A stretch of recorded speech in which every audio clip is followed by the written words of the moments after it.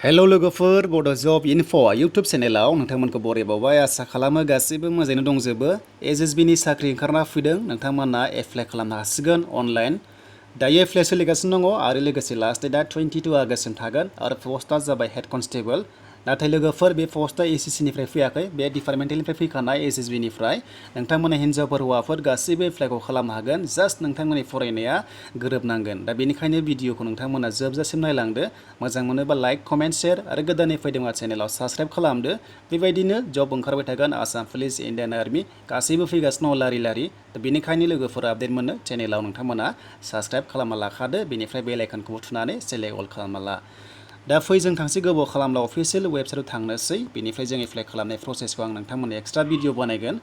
दा नैबे जाबाय अफिसियेल वेबसाइट दा बेयावनो एप्लाइआ सोलिगासिनो दङ आरो बिनि लास्ट डेटआ 22 आगष्टसिम थागोन जेराव नोंथांमोना एप्लाइ नुदोंना बे एप्लाइआव थुनाय लोगो लोगोनो एप्लाइआ जागोन दा बेनिखायनो आं अफिसियेल नटिफिकेसन नायग्रोनोसै नोंथांमोननो दिन्थिनो दा अफिसियेल नटिफिकेसन देखायग्रोनोसै नोंथांमोननो नैबे जाबाय official notification all India apply सोलिगोन बेनिफ्राय निउ दिल्लीनिफ्राय फैनाय अफिसियेल नटिफिकेसना दा बिनि लास्ट डेटआथ' मिथिखाबाय 22 आगष्टसिम थागोन हिन्जावफोर हौवाफोर गासैबो एप्लाइखौ खालामनो हागोन हेड कनस्टेबलाव दा बेनिफ्राय भेकेन्सिसखौ नायदो गासै 115 दङ बिनि गेजेराव एसटिफ्रा 10 दङ आरो आनरिजार्भआव 7 दङ बे जाबाय हेड कनस्टेबल दा बेनिफ्राय जों थांसै दानिया पस्टनि माखासे क्राइटेरियाखौ नायनोसै लोगोफोर दा बेयाव नोंथांमोना एप्लाइ खालामनानै जुदि साख्रि मोनोबा दरमाया जागोन 25,000 निफ्राय जागायनानै 81 सिम जागोन पार मान्थ बेनिफ्राय बायदिसिना TED थायो बेखौ नोंथांमोना उनाव मिथिलांगोन बेनिफ्राय जों थांसै दानिया पस्टआवथ' मिथिखाबाय हेड कनस्टेबल बैसोआ 18 निफ्राय 25 इयार्ससिम जेनेरेला बेनिफ्राय जोंनि एसटिफ्रा 30 इयार्ससिम एप्लाइ खालामनो हागोन बेनिफ्राय फरायनाया जाबाय दानिया HS पास जायखिजाया स्ट्रिम HS पास जानाय लोगो लोगो हेड कनस्टेबलाव एप्लाइ खालामनो हायो बेनिफ्राय नोंथांमोनखौ जेब्ला एग्जाम पास जायोना अब्ला मोनसे टाइपिं टेस्ट लानाय जागोन बेनो जाबाय इंलिसाव नोंथांमोना 35 वर्ड्स पर मिनिट नोंथांमोना लिरनांगोन हिन्दीयावबा 30 लिरनांगोन आरो नोंथांमोना फर्मेट होनाय जायो फर्मेट नोंथांमोना बेखौ नायनानै कम्पिउटाराव टाइप खालामनांगौ बेखौ नोंथांमोना उनाव मिथिगोन जायफोरा पास जायो एग्जामाव दा बेनिफ्राय जों थांसै माखासे क्राइटेरिया नायबावनोसै लोगोफोर दा नै एसटिफ्रा 5 इयार्स नालाय बेनिखायनो 30 इयार्ससिम जोङो एप्लाइखौ खालामबाय थानो हायो दा जों एसे गाहायाव नायनोसै आरो माखासे इन्सट्राक्सन्स दङ नोंथांमोना नायना लानो हागोन बेनिफ्राय PDF फाइलखौ नोंथांमोना डाउनलड खालामना ला आरो एप्लाइ खालामनाय लिंकखौबो नोंथांमोना भिडिअनि डिसक्रिपसनाव मोनखाजोबगोन आं गासैखौबो होजोबलांगोन बेनिफ्राय दानिया नै नोंथांमोना माबोरै खालामनांगौ दा बेयाव एसटिफ्रा फिस नाङा बाखि कास्टआ 100 नांगौ बेनिफ्राय जोंनि एसटिफ्रा नाङा हिन्जावफोर हौवाफोर गासैबो एप्लाइखौ खालामनो हागोन दा बेनिफ्राय पार्टिकुलार्स नोंथांमोना फिलआप खालामनांगौ आरो जेरै केन्डिडेट नाम father's name mother's name date of birth नोंथांमोना एप्लाइ खालामनाय प्रसेसआव मोनगोन आं नेक्स्टआव भिडिअ खालामगोन मेरिट आनमेरिट नोंथांमोना बेयाव एप्लाइखौ खालामनो हायो दा बेनिफ्राय जों गाहायाव थांनोसै लोगोफोर आरो माखासे दंबावो नायबावनो गोनां जे फट' आपल'ड आरो सिगनेचारा इम्परटेन्ट बेसेबां नांगौ दा फट' आरो सिगनेचारा जोंनिया 4 KB निफ्राय 12 KB सिमल' जोङो आपल'ड खालामनो हागोन बेनिफ्राय लोगोफोर माखासे दङ रिजुलेसन पिक्सेलफ्रा मिलायनांगोन दा बेयावनो फट'नि हाइटआ नोंथांमोना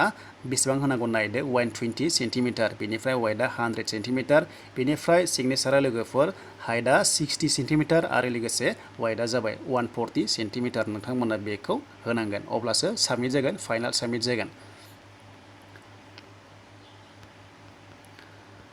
दा बेनोसै लोगोफोर नोंथांमोना एप्लाइ खालामनायाव एग्जाम सेन्टारखौ होबानो जाबाय नोंथांमोना उनाव मोनगोन आं बेखौ नेक्स्टआव भिडिअ खालामगोन जे माबोरै एप्लाइ खालामनांगौ नोंथांमोना मोनगोन बेनिफ्राय सबसे नोंथांमोना लास्ट प्रसेसा जाबाय रानिं खालामनांगोन रानिंआ जाबाय 1.6 किल'मिटार नोंथांमोना खारनांगोन 6 मिनिट 30 सेकेन्डआव बेनिफ्राय बे जाबाय हौवाफोरनि हिन्जावफोरा खारनांगन 800 मिटार्स पर मिनिट्सआव नोंथांमोना खारनांगोन आरो फिजिकेलाव